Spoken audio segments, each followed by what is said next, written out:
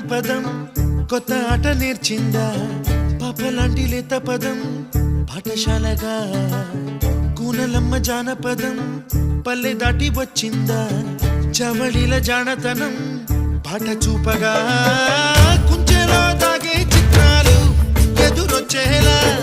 అంత